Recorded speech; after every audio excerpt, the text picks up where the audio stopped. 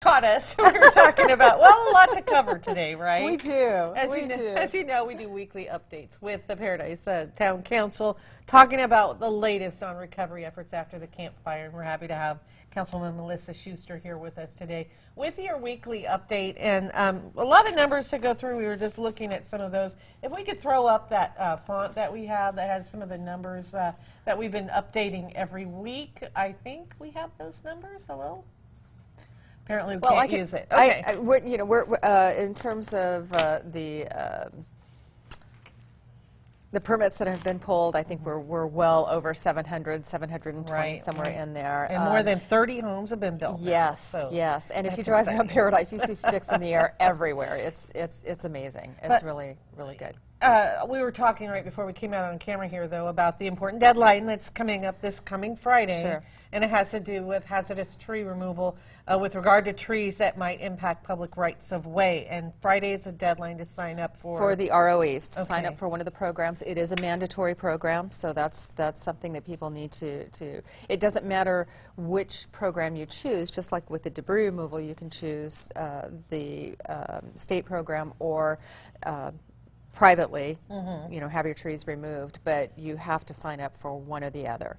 And to at least let the county know or the town know your plans, and also you have to sign a form that allows access for inspection. Exactly. Okay. So I think it's important for people to understand that right now trees are being removed, and those are being removed by PG&E. So PG&E has, their parameters have widened a bit. So they're out there right now with tree crews. If you see tree crews on site, you have a problem, you have questions, call PG&E. Okay. The ROE program, which is for trees measured at twice their height, which would impact a public right-of-way or easement. That's the ROE program that we're talking about right now. No work on the ground is going to happen with that until probably February-ish, and that will be an evaluation. So trees are not being cut for that program right now, or even being evaluated yet. So that'll come probably after February. And then the third program that we're working on getting established right now is for trees impacting private roads and on private property, hazard trees on private property that could fall on your home, your neighbor's home, that kind of thing. We won't see any work happening on that until probably late in the year. Okay. And there will be another ROE program associated with that too. So there's 3 different things that are happening with regards to trees. And all of course are going to move Paradise forward with recovery and rebuilding. It's just a matter of priority at this point. Right. And then another topic you wanted to bring up was the Road to Recovery program? Yes, the Road to Recovery United Policyholders Workshop, which is Saturday, January 25th, 10:30 to 2 p.m. at St. John the Evangelist Church in Chico.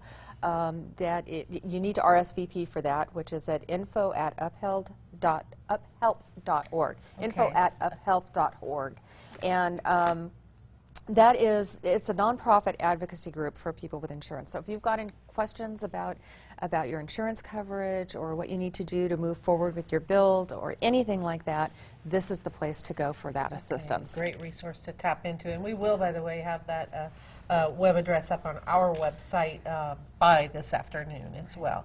Any other key points that you want to make before we say goodbye today? There was so much. Last night was a lot. The town agreed that those who want to store RVs on their property will need to get a permit, but there will be no cost for that permit. So that was helpful.